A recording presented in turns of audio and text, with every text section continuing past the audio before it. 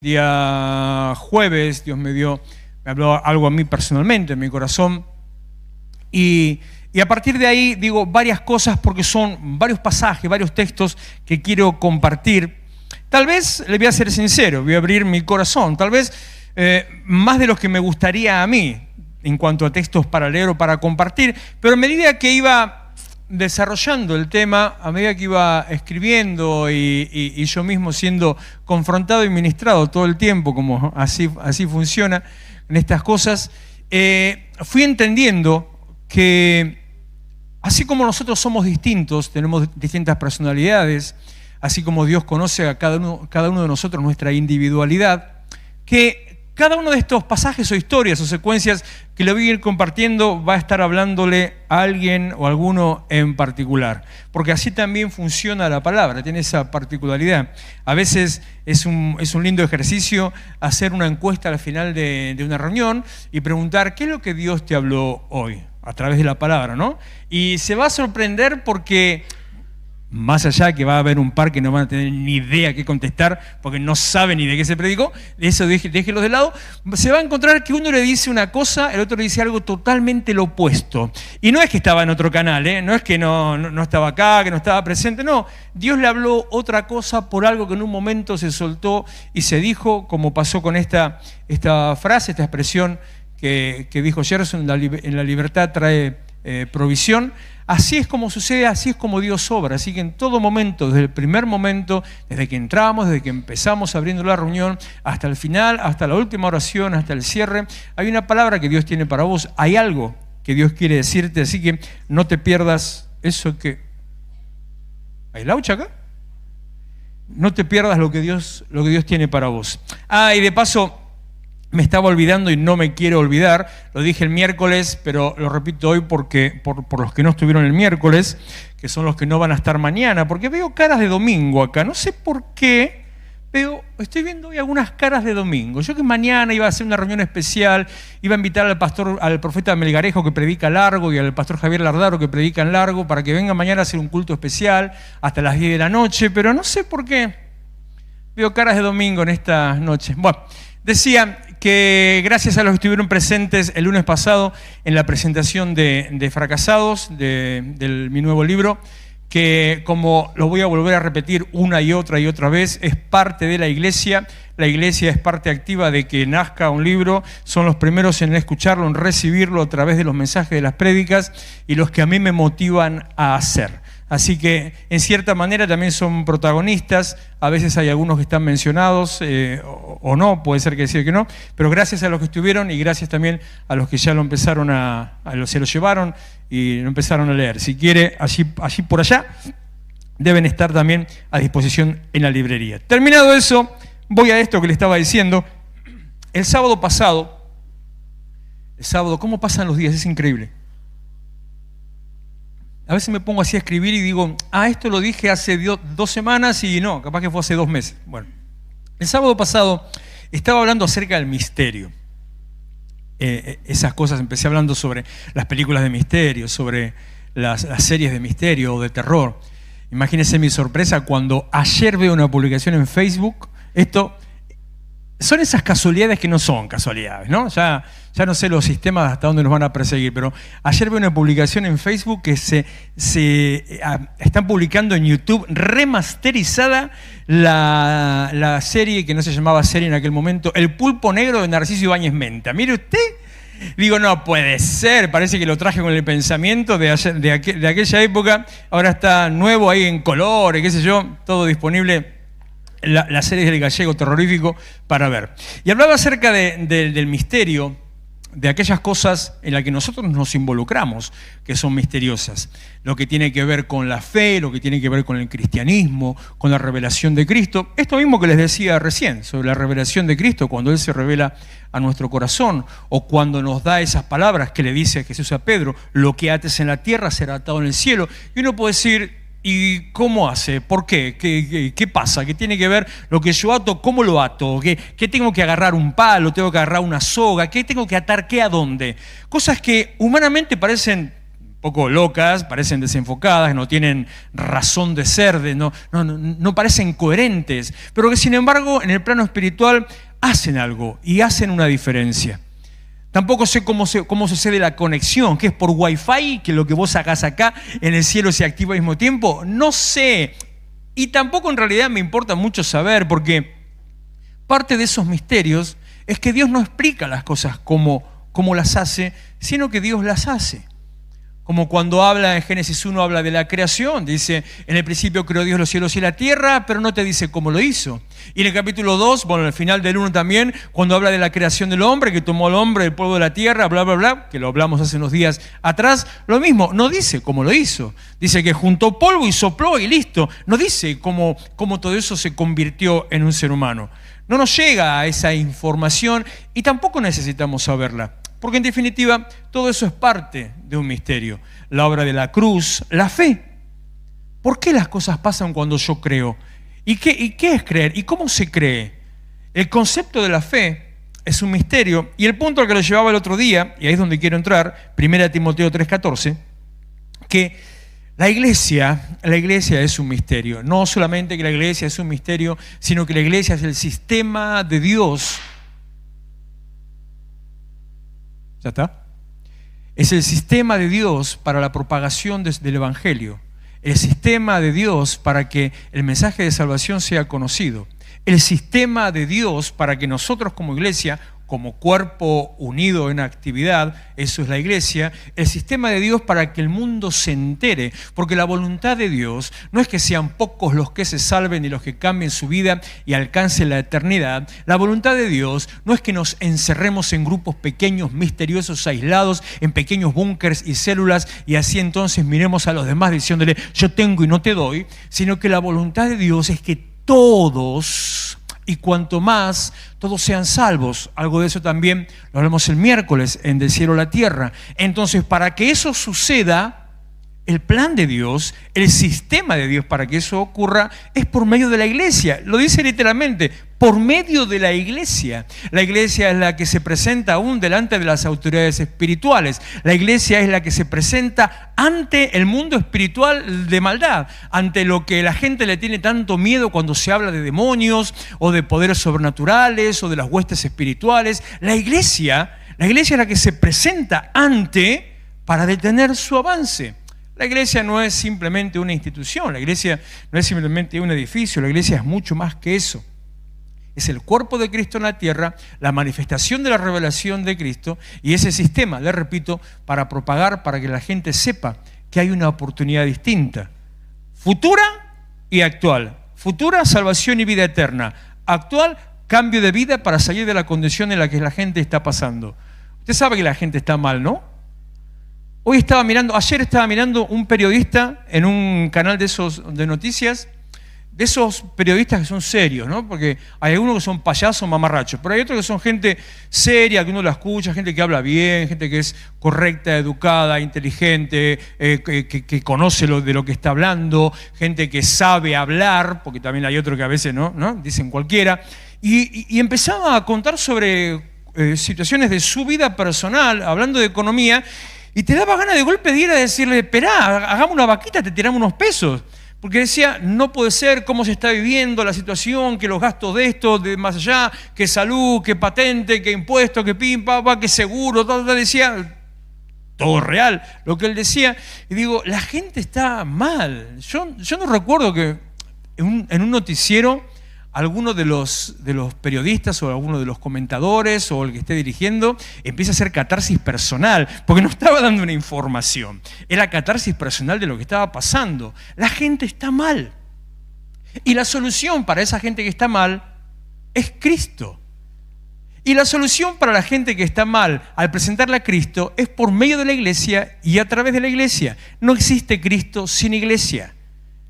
Y aunque muchos se quieran levantar a decir, no, son dos cosas separadas, distintas, haga lo que quiera, llévelo usted de esa manera, a mí no me interesa. No existe Cristo sin iglesia, porque la iglesia es el cuerpo de Cristo. En esos misterios, repito, 1 Timoteo 3:14, aunque espero ir pronto a verte, escribo estas instrucciones para que si me retraso sepas cómo hay que portarse en la casa de Dios, que es la iglesia del Dios viviente, columna y fundamento de la verdad. No hay duda de que es grande, dice Pablo, es grande el misterio de la fe. Y ahí, encarado sobre la iglesia, sobre la casa de Dios, el cuerpo de Cristo, empieza a desmembrar este gran misterio de la fe. Que cuando dice misterio de la fe, no se refiere al concepto fe de tener fe, sino que está hablando acerca del evangelio, del creer en Dios, de esta forma de vida. Él menciona fe como una forma de vida. Grande es el misterio de la fe. Esto que nosotros vivimos es una forma de vida. Cuando usted cambia de forma de vida, cambia todas las cosas de esa forma de vida. Cuando de golpe cambia sus hábitos alimenticios, cambia todo en cuanto a su alimentación. Cuando cambia algo, tal vez en su trabajo, cambia todo respecto de las cosas que tenía o la rutina que tenía. Esta forma de vida, esta fe que profesamos, nos lleva a alcanzar un lugar de bendición y también tiene para nosotros un montón de cosas en el medio que algunas entendemos y otras no, que son un misterio. Y dice Pablo, Él se manifestó como hombre, hablando de Dios, fue justificado por el Espíritu, lo reconoció como santo y como salvo, fue visto por los ángeles. Lo que está diciendo es que los ángeles tenían tribuna en el cielo y miraban lo que hacía Jesús. Es de loco, ¿usted se lo puede imaginar? Yo no, y sin embargo dice que así fue. Fue proclamado entre las naciones al ser propagado el mensaje, fue creído en el mundo, porque la gente escuchaba. Cuando dice mundo, también era una visión capaz un poco chica, un poco más corta de lo que nosotros entendemos hoy. Cuando él está diciendo mundo, se refiere a Europa y Asia. O sea, está hablando de saliendo de Jerusalén o saliendo de Roma, las naciones alrededor. O sea, desde donde estaba España, ya era el lejano occidente. De América ni se sabía nada, no se conocía absolutamente nada.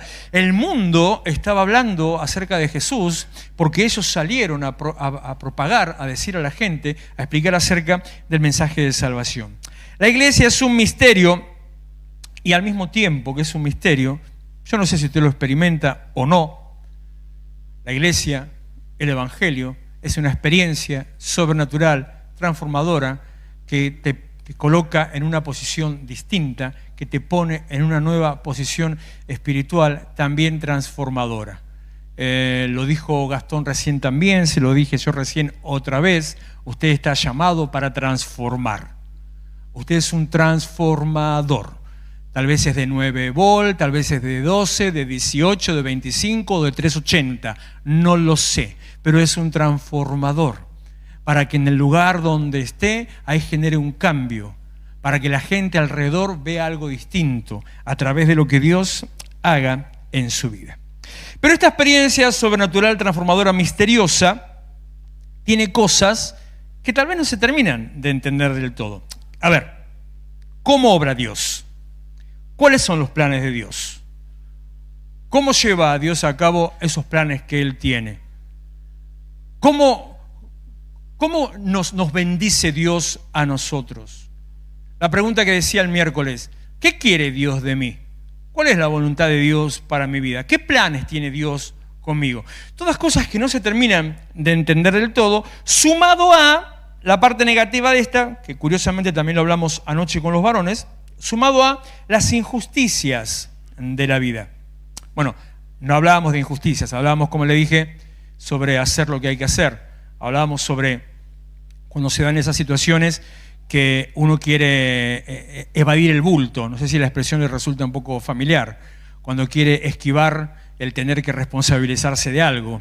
Cuando algo le llega, se le presenta una situación y me hago el tonto y ya no la quiero hacer, que la resuelva otro. Cuando para eso me construyo cuevas a mi gusto y las adorno a mi gusto para encerrarme ahí, entro en una posición de aislamiento y chao, los demás que se curtan, a mí no me molesten, déjenme mirando Netflix o mirando la final de la Copa. Total, el resto del mundo, ¿qué tiene que ver? Hablábamos de esas situaciones, de esas cosas, pero en medio de eso surgió el tema de las injusticias.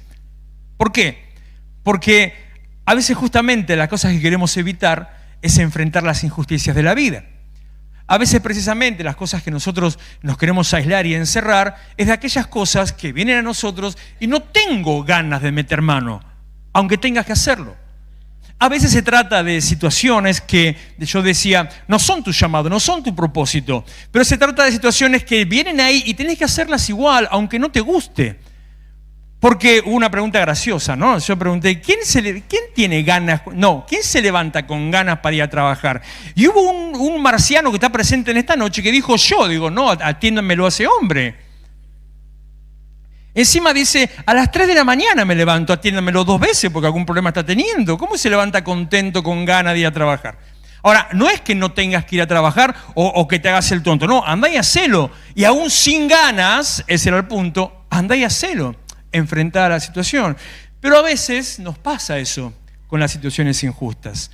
Nos quedamos viendo la situación, nos quedamos renegando de ese concepto, nos quedamos quejándonos de lo que pasa, nos presentamos tal vez delante de Dios. ¿Por qué pasa esto? ¿Por qué esta la situación? ¿Por qué no respondes? O mejor todavía, ¿por qué no respondes como yo quiero que respondas? Son cosas así que nos pasan muchas veces, que nos llevan a no entender. ¿Cuántas veces usted dijo, es injusto lo que me pasa? A ver, levante la mano, sea sincero, hagamos así catarsis liberadora, así. Ya que en la liberación hay provisión. A ver.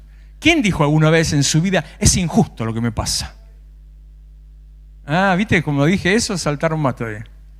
¿Quién dijo alguna vez, yo no tengo por qué estar pasando por esta situación? ¡Ah, qué lindo cómo se van a todo! A ver, le vamos a poner un poquito más leña al fuego.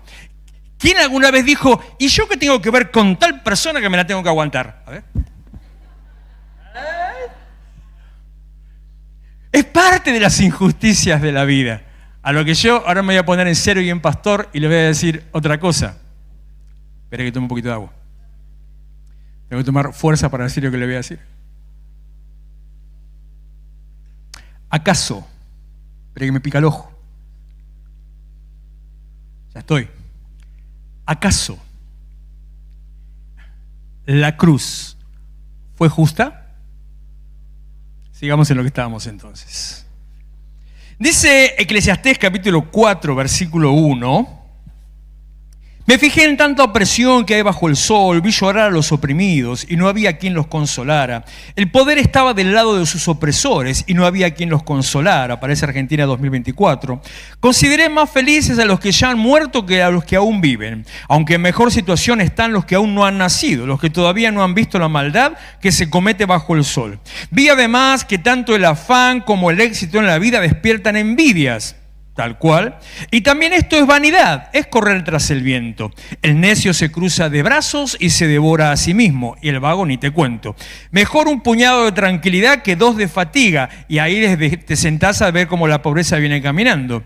Y de correr tras el viento. Me fijé entonces en otra vanidad bajo el sol. Vi a un hombre solitario, sin hijos ni hermanos. Nunca dejaba de afanarse, de preocuparse. Jamás le parecían demasiadas sus riquezas. Amarrocaba, y lo de mi generación saben cuando yo le hablo de tío rico. Ustedes, manga de que se dan de púberes, no tienen ni idea de quién es tío rico, googleenlo y se van a enterar de quién era. Jamás le parecían demasiadas sus riquezas. ¿Para quién trabajo tanto?, se preguntó, y me abstengo de las cosas buenas. Y termina en ese capítulo, en ese pasaje, diciendo, también esto es vanidad y una penosa tarea. Los primeros capítulos de Eclesiastés, casi prácticamente hasta el capítulo 10, todo el tiempo repite, Salomón, todo el tiempo repite, todo esto es vanidad y una penosa tarea en esta versión, sino dice, todo es vanidad y aflicción de espíritu. Esto también es vanidad. Vanidad de vanidades, todo es vanidad. Yo creo, digo, como soy yo y como funciona mi cabeza, yo no podría llegar a haber estado sentado más de 5 minutos al lado de una persona así. Una persona que todo el tiempo te está tirando ondas negativas, todo el tiempo está con el negativismo, todo el tiempo se está quejando, todo el tiempo está bajando de todo, toda la fuerza, todas las ganas de todo el tiempo que te pone piedras en el camino. Sin embargo, este hombre que escribe estas cosas es el mismo de quien la Biblia dice que fue el más sabio de toda la tierra. Entonces, ¿qué le pasó para entrar en esta situación? De empezar a mirar las injusticias, de detenerse ante las injusticias, de hacer caso a esas cosas. ¿Qué fue lo que le pasó? Y lo que le pasó fue que en un momento de su vida, en medio de su riqueza y de su sabiduría, en un momento de su vida corrió los ojos de lo que tenía que hacer y de a quién tenía que seguir y adorar, y empezó a fijarse solamente en sus bienes, en sus ganancias, en sus palacios, en sus castillos, en sus tierras, en sus ganados, en sus esposas. Calcule usted que llegó a tener 1000 mujeres. 1000 mujeres. Obviamente necesitaba tiempo para ocuparse. Entonces, pero lo muy interesante, y yo siempre digo, cuando digo 1000 mujeres, siempre digo, tenía 1000 suegras. Salvo que alguna fuera hermana. En ese caso serían menos, ¿no? O sea, la depresión de Salomón es como que vos decís, y claro, el tipo se quería matar. Lo bueno es, para rescatar un poquito la imagen de Salomón, me preguntaron hace unos días por qué no lo puse a Salomón en Fracasados. Y digo, porque me olvidé.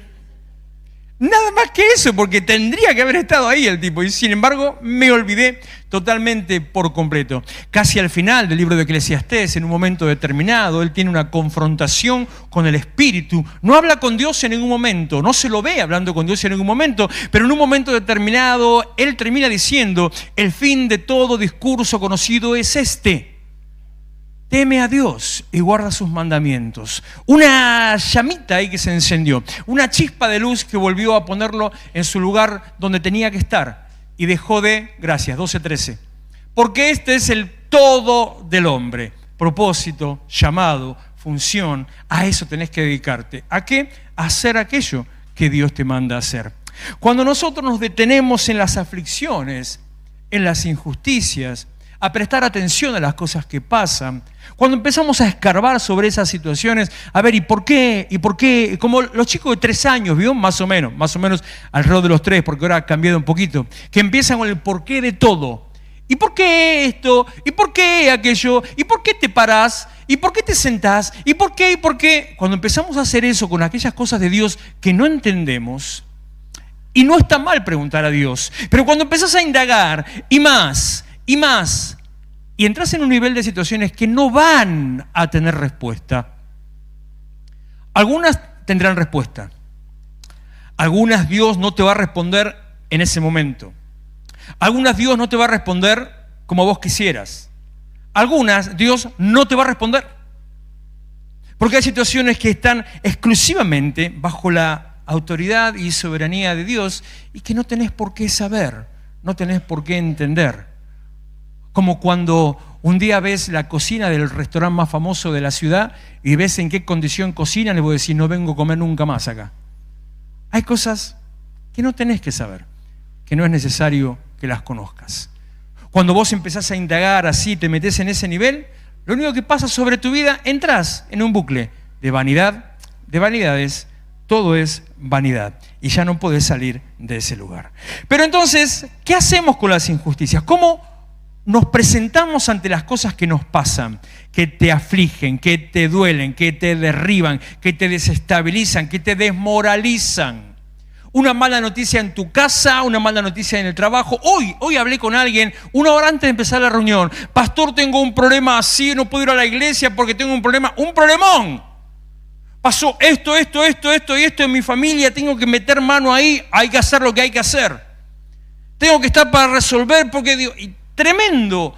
¿Cómo manejás esas cosas? En este caso, esta persona fue a resolver, se metió ahí, puso pecho para resolver el asunto. ¿Qué ganas con quedarte lamentándote, quejándote o llorando, tal vez, por lo que esté pasando? Sino que, como dije alguna vez, el cristianismo, la iglesia, el evangelio, debe tener una actitud proactiva. ¿Qué significa proactivo? Ser punta de lanza, avance, ir, hacer. Para eso nos trajo, para eso nos llamó el Señor.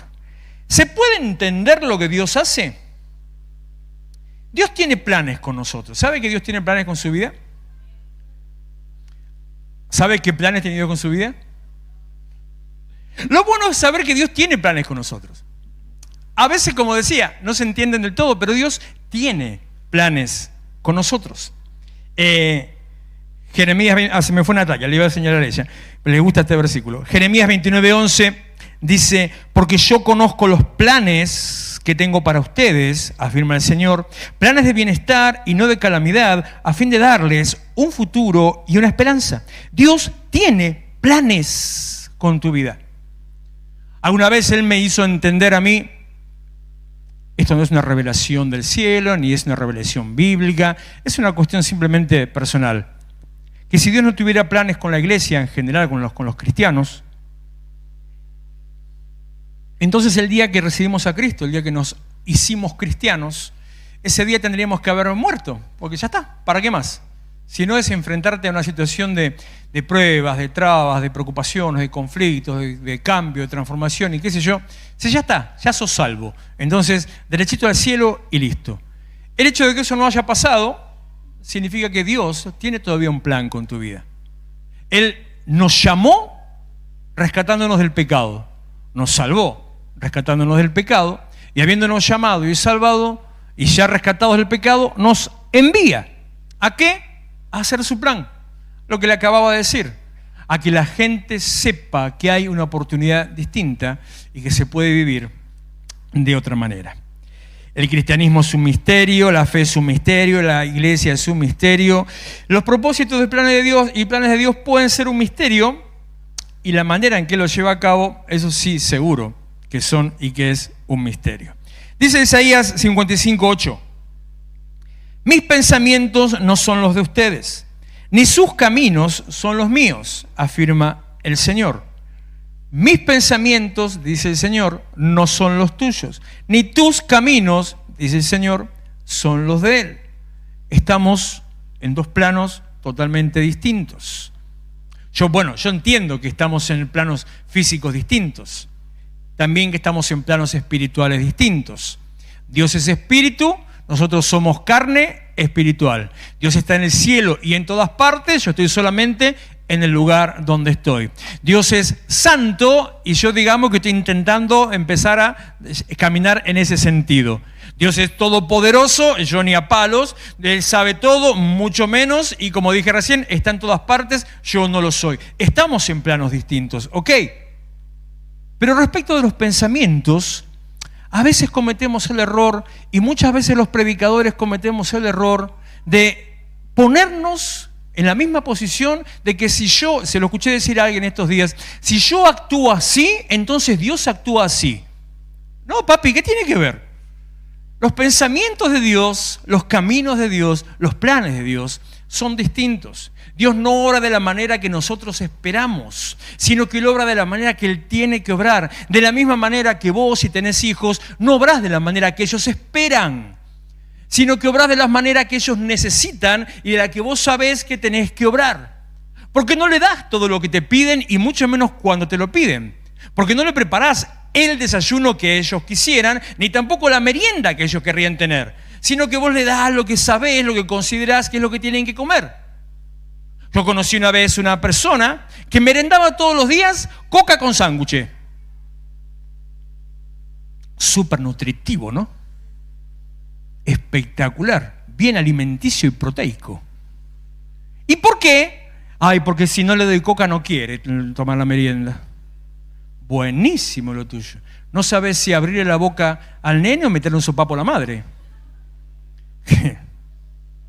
Mire que uno se equivoca con los hijos, pero bueno, eso es algo de lo que escribí en el libro. Uno se equivoca y va aprendiendo, paso a paso va aprendiendo, pero a pesar de todas las burradas, digo, tan mal no nos fue.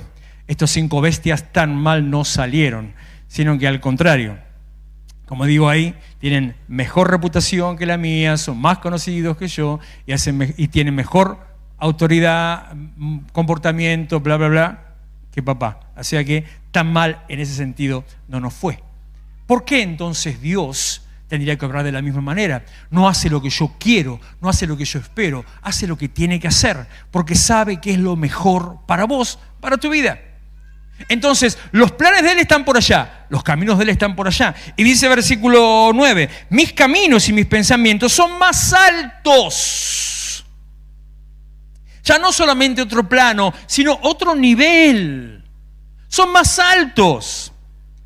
Vos estás pensando en tu necesidad de hoy. En el conflicto del día, vos estás pensando en el andar diario, en lo terrenal, en la discusión que tuviste en tu casa. Vos estás muy preocupado porque tal vez estás diciendo, no me alcanza para pagar tal cosa. Y está bien que estés preocupado. Yo diría que lo pongas delante del Señor estando preocupado y no que te dediques solamente a eso.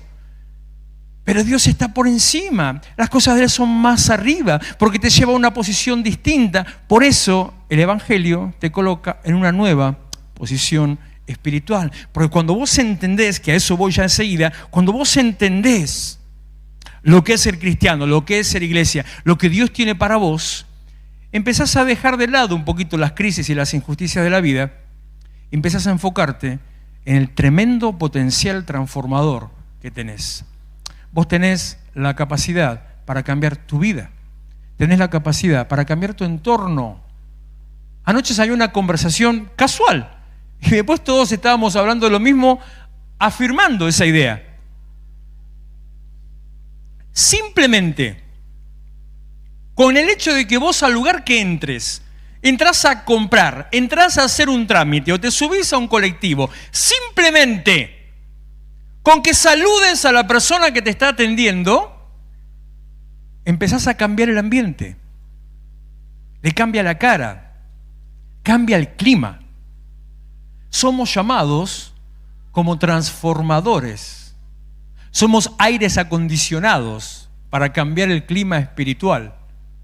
Una vez alguien me dijo hace muchos años atrás, una persona por una situación de crisis que yo estaba pasando y eso me afligía y me perturbaba. Esta persona me dice, no permitas que eso contamine tu atmósfera. Y desde ese día mi cabeza cambió así, en ese sentido. Lo que yo haga, donde yo me mueva, cuando yo esté actuando en algo, lo que yo haga ante determinada situación, genera una transformación en ese lugar. Tenés la capacidad para transformar. Aún el día cuando te levantás. Tenés la capacidad para encarar el día con bajón o con fuerza. Tenés la capacidad para agarrar el día y decirle, vos vas a hacer lo que yo quiera y te vas a comportar como yo quiera. Lo más probable, porque capaz que algún loco mañana lo va a hacer, lo más probable que de golpe ese se convierta en el día más catastrófico de tu vida por haber hecho eso. Porque no hay transformación sin proceso. Y para llegar al nivel espiritual, siempre Dios te hace pasar por la puerta del proceso y por la puerta de la prueba. Siempre te tantea y te pone a andar a ver si realmente funcionas. O sea, ¿estás listo para eso? Para empezar a desarrollar el poder que Dios te da. Eclesiastés 11:5. Así como no sabes por dónde va el viento ni cómo se forma el niño en el vientre de la madre, tampoco entiendes la obra de Dios, el creador de todas las cosas. No podés entender lo que Dios hace. Por más que quieras, no podés entender lo que Dios hace. ¿Por qué? Buscás explicaciones a las cosas que no entendés. Sería tan sencillo como la fe, que hace que vos sepas que Dios va a hacer lo que dijo que va a hacer y que tengas la convicción y la certeza de aquello que estás creyendo. Como la fe de un niño, como dice el Señor cuando compara al reino de los cielos será de los niños, los que son como niños entrarán al reino de los cielos. Un chico, bueno, en cuanto al creer, en esta época cada vez menos, pero usted le dice lo que le dice, se lo cree. Le cuenta una historia fantasiosa, se la cree. Le dice que está la vaca volando y va a mirar por dónde vuela, se lo cree. Repito, actualmente cada vez menos y cada vez es más corto ese rango de edad. Ahora, dejemos la tontería, la pavada. Lo que usted le diga a su hijo, se lo cree. Te voy a traer tal cosa, te voy a llevar a tal lado, te voy a comprar esto. Se lo cree. Y te pasa factura. Siempre. Después tienen 30 y pico y te siguen pasando factura. Sí. Porque se lo creen. Esa es la manera en que nosotros tenemos que actuar y creer con las cosas de Dios. Dios lo va a hacer. No me importa cómo, yo sé que Dios lo va a hacer. Decirle a tu hijo, tirate que te agarro, ¿qué hace? ¿Por qué dudan en contestarlo? No, me quedé pensando, capaz que alguno ya lo hizo, lo dejó suelto, se estrelló contra... Me quedé pensando en eso, entonces el pibe ahora dice, no, pará, ponete ahí y yo me tiro. Por las dudas, pero vos se lo hacés la primera vez, se tira. confía en vos. A mí me pasó una vez con uno de ellos, no me acuerdo con cuál fue, menos mal que no me acuerdo. Porque fue tanto lo que me creyó que ni me dio tiempo a pararme para agarrarlo. Fue decir, tirate y ¡pum! Así. En el aire, luego la agarré, no me acuerdo quién fue. En el aire, en una escalera de casa, en el aire. Pero estuve aquí corriendo porque fue así, tirate, ¡pum! Listo. Sabiendo que lo iba a agarrar. Yo quiero tener esa convicción respecto de las cosas de Dios. Así, a ciegas, saber que Él me va a agarrar. Entonces, ¿por qué necesito analizar cuál es el ángulo de caída, cuál es la gravedad, cuál es la dirección, el peso y el viento? ¿Por qué necesito saber si Él tiene la capacidad y la fuerza y en qué posición se tiene que poner? ¿Qué me importa? ¿Cómo es que Dios hace las cosas de los planes que tiene conmigo? Lo que me importa es saber que Él las va a hacer. Isaías 28:21.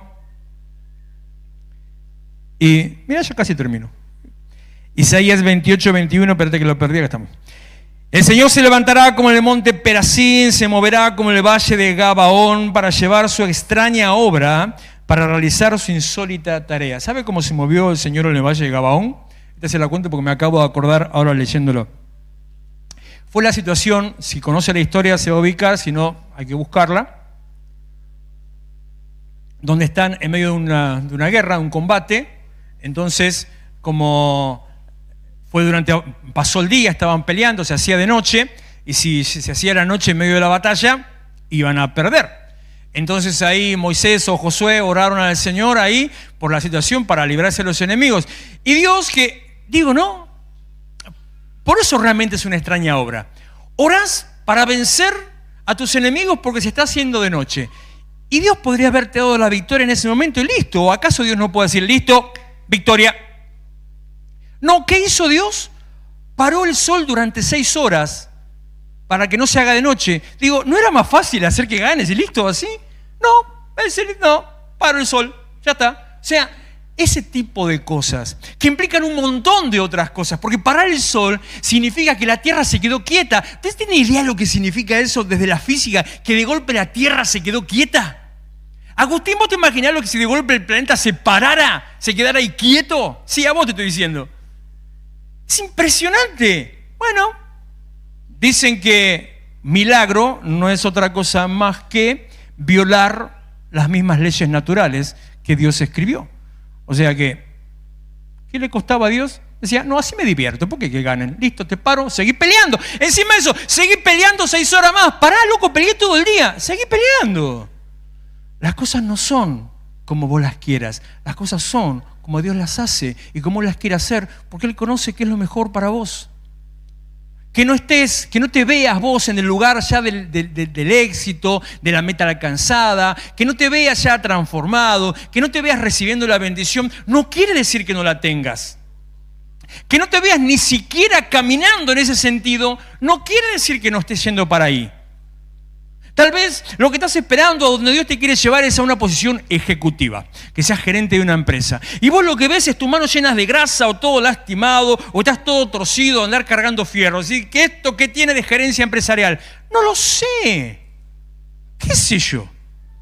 Lo mismo pensaría José, al que le dijo el Señor que iba a ser el primer ministro de Egipto, y sin embargo anduvo de esclavo más de 10 años. Y en la cárcel más de 10 años. Sin embargo, el tipo... ese sí que tenía fe. Yo no sé por qué lo pusieron a Abraham del padre de la fe si José, papá. Ese no dejó de creer, a pesar de todas las cosas que vivió, de las circunstancias que pasó. Romanos 11:33. Yo dije que era mucho versículo. ¡Qué profundo es el conocimiento, la riqueza y la sabiduría de Dios!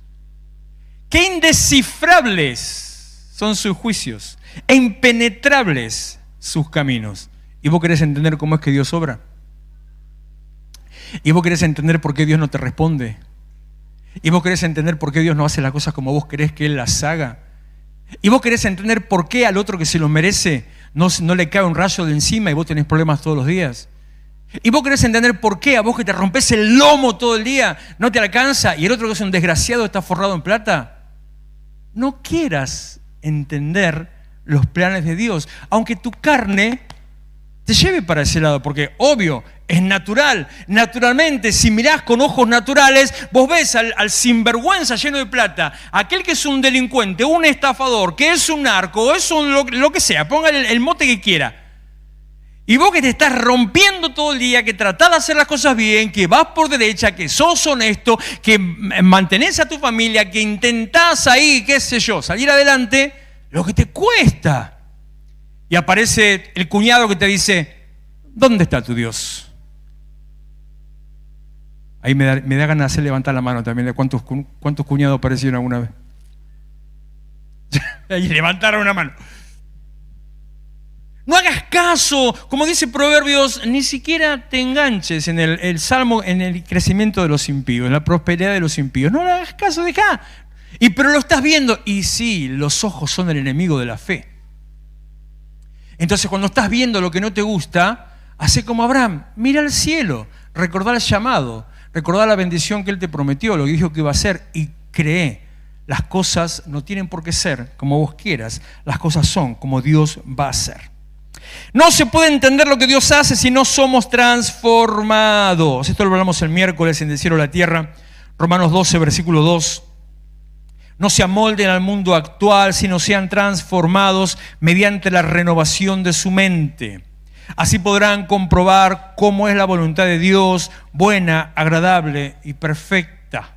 Si no hay transformación, no vas a ver lo que Dios va a hacer. Si solamente seguís mirando el problema, no vas a ver lo que Dios está por hacer. Si te seguís quejando por las cosas que no salen, no vas a ver lo que Dios va a hacer. Si estás analizando tu vida en el hoy y decís que no vas a alcanzar nunca, no vas a poder ver lo que Dios quiere hacer con vos. Si te seguís comparando con tu yo de antes, si seguís pensando como pensabas antes, si seguís siendo el que eras antes, no vas a ver nunca lo que Dios va a hacer. Necesitas ser transformado. Necesitas ser transformado. Necesitas pasar por la procesadora de la transformación. Necesitas pasar por el mortero que te pisotee, que te aplaste, que te reviente. ¿Te gusta esa? Eso es lo que te está pasando. No es más que eso. Las cosas que estás viviendo son solamente eso. Las cosas que no entendés son solamente eso. Una vez hace 1000 años atrás, capaz que sin darme cuenta ya estaba ahí profetizando sobre mí, sobre la actitud, digo, escribí algo sobre Juan 15. Y digo, no me acuerdo bien cómo era, pero más o menos una cosa así. ¿Qué sentiría la vid, la parra, cuando se acercaba al viñador y la empezaba a podar?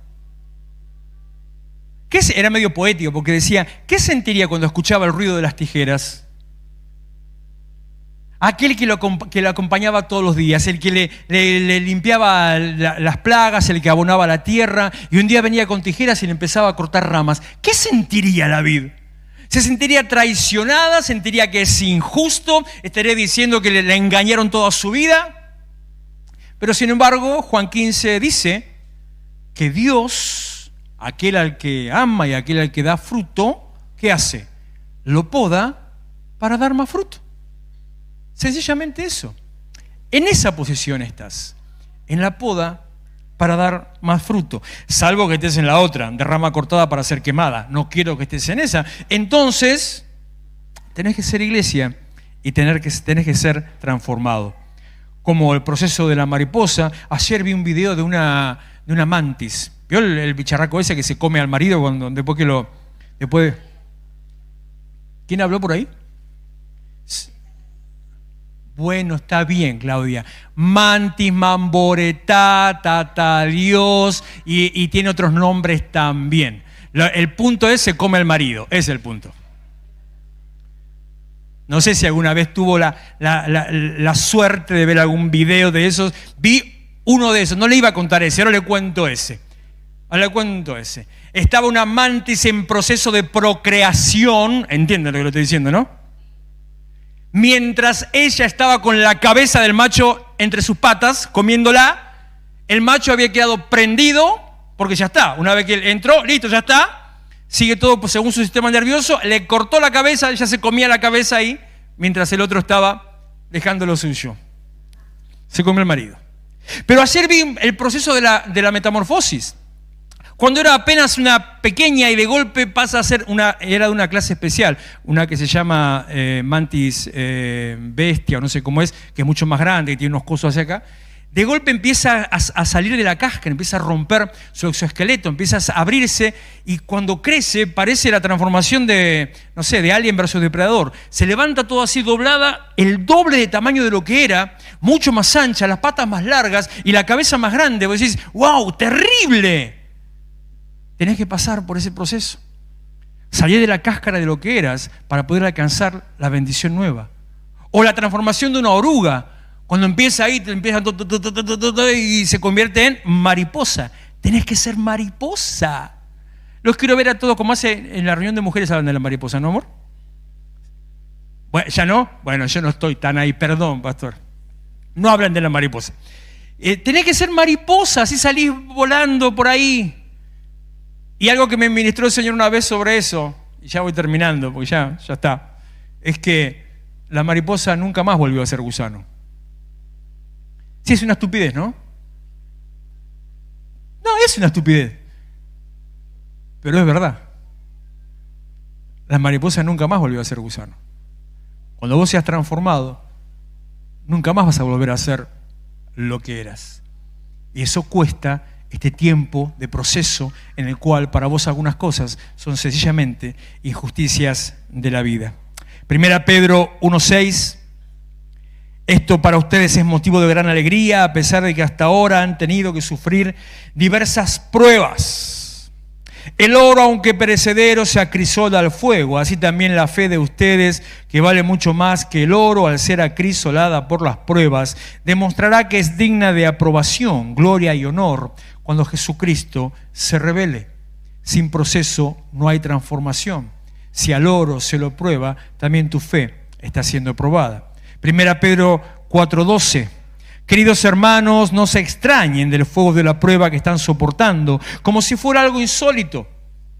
Al contrario, alégrense de tener parte en los sufrimientos de Cristo. Tomad pa' vos.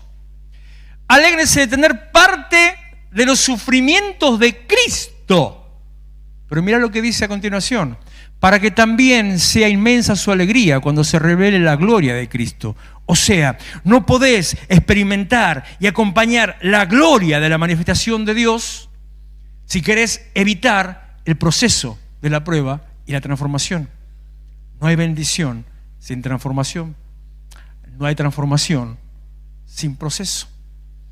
Capaz que algunas de las cosas que estás ahí pataleando es sencillamente la procesadora que está... Y vos te querés resistir como una papa y te pones así. No, capaz que solamente es nada más que eso. Al contrario, alégrense de tener parte de los sufrimientos de Cristo para que también sea inmensa su alegría cuando se revele la gloria de Cristo. Dichosos ustedes si los insultan por causa del nombre de Cristo, porque el glorioso Espíritu de Dios reposa sobre ustedes. Decía el miércoles adelantando esto, adelanté un pedacito, que era solamente esto que le voy a decir ahora, que esto fue lo que Dios me habló, en realidad, lo que Dios me ministró, que el ministerio de Jesús comenzó a los 30 años. A los 30 años él fue bautizado en el río Jordán por Juan el Bautista. A partir de ahí estuvo 3 años, en los cuales divididos en 3 etapas de un año, tuvo distintas manifestaciones de su ministerio. Primero interna, preparando, después haciéndose conocido por un grupo y juntando gente, después lo que se conoce el año de la expansión, donde ya los miles lo seguían. Inmediatamente después de eso, la cruz. ¿Pero qué pasó en los 30 años anteriores? ¿Qué sabe usted de los 30 años anteriores de Cristo? ¿Qué sabe usted desde el día que nació hasta el día que cumplió 30 o hasta el momento en que Juan lo bautizó? ¿Qué era de su vida? ¿Qué hacía él de su vida? ¿Se dedicaba a fabricar cruces? ¿Andaba como la serie de Chosen ensayando las prédicas? Yo no me lo imagino a Jesús ensayando ninguna prédica, eso se lo aseguro. Andaba ahí, le hablaba, no sé, se juntaba a los amigos y les hacía milagros. Les pegaba con algo en la cabeza para que se manifestara, los lastimaba para sanarlos. Se ponía cuando se bañaba, jugaba que se dividiera el agua, no sé, ¿qué hacía?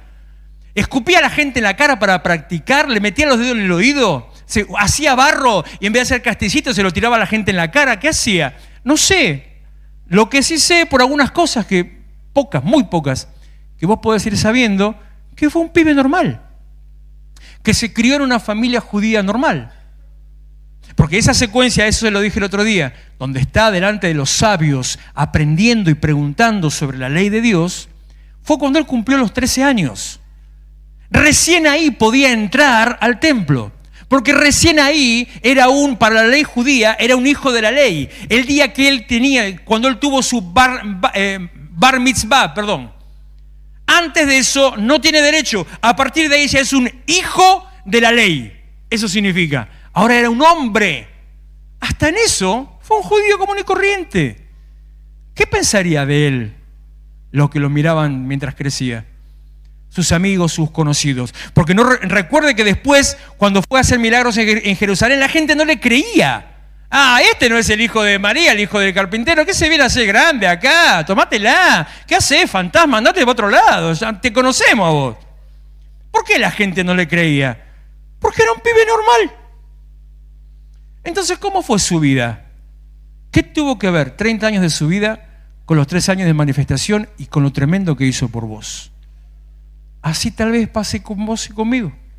Aunque vos te estés viendo en una condición que no tiene nada que ver con lo que esperás alcanzar, estás en medio del proceso para que Dios haga en vos aquello para lo que te llamó. 1 Corintios 2:14, terminamos. No saben qué hacer, no saben cómo terminar la reunión, entonces están desesperados. El que no tiene el Espíritu, no acepta, tendríamos que hacer backstage de Iglesia Restauración. El que no tiene el Espíritu no acepta lo que procede del Espíritu de Dios, pues para él es locura. ¿Cuántas veces te dijeron o pensaste? Están todos locos ahí adentro.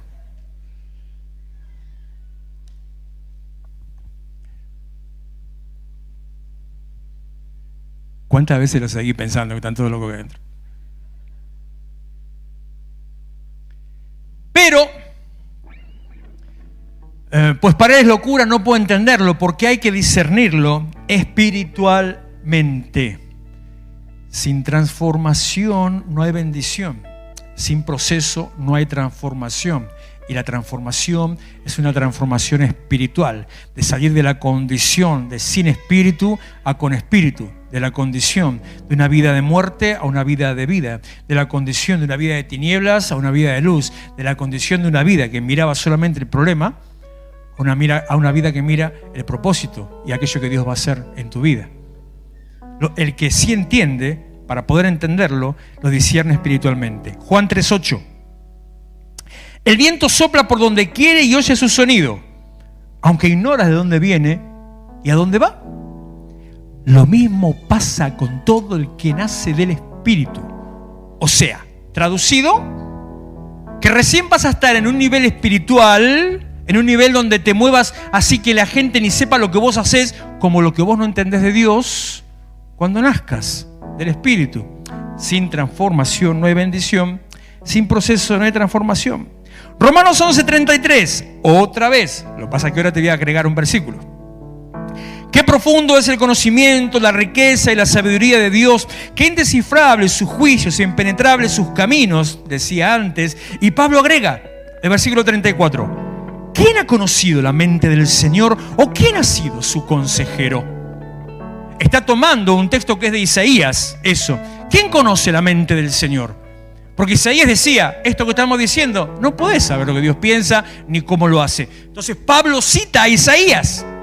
Así como nosotros predicando citamos a Pablo, él citaba a Isaías.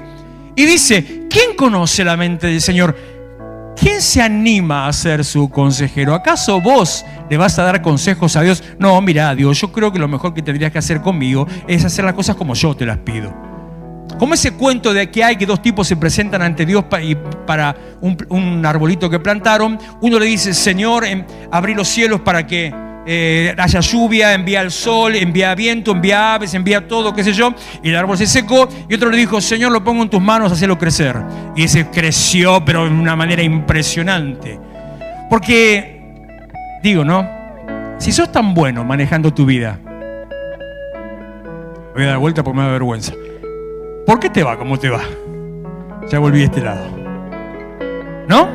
¿Por qué estás esperando que las cosas se arreglen si sos tan bueno en tomar decisiones? Último versículo. 2 versículos. Les dije que era mucho versículo. 1 Corintios 2:15. Escuchen, porque este está así, sorprendente. El que es espiritual, aquel que nació del Espíritu, el de Juan 3:8, el que es espiritual lo juzga todo. Sabe que sí, sabe que no, entiende esto, entiende aquello, no como el que no entiende un cuerno de lo que pasa, aunque él mismo no está sujeto al juicio de nadie. Cuando sos espiritual, nadie te juzga. ¿Por qué haces eso? ¿Por qué te moves de esa manera? Igual va a pasar que te van a venir a decir, ¿por qué haces las cosas así? Siempre hay algún Carlito que te dice cómo tenés que comportarte. Eso no va a fallar nunca. Pero en realidad, el que entiende no te va a decir porque entiende, que porque no entiende estás haciendo algo que Dios te dio por hacer. Y dice, este está haciendo alguna locura de parte de Dios. Pero sigue. Versículo 16. Porque, ¿quién ha conocido la mente del Señor para que pueda instruirlo?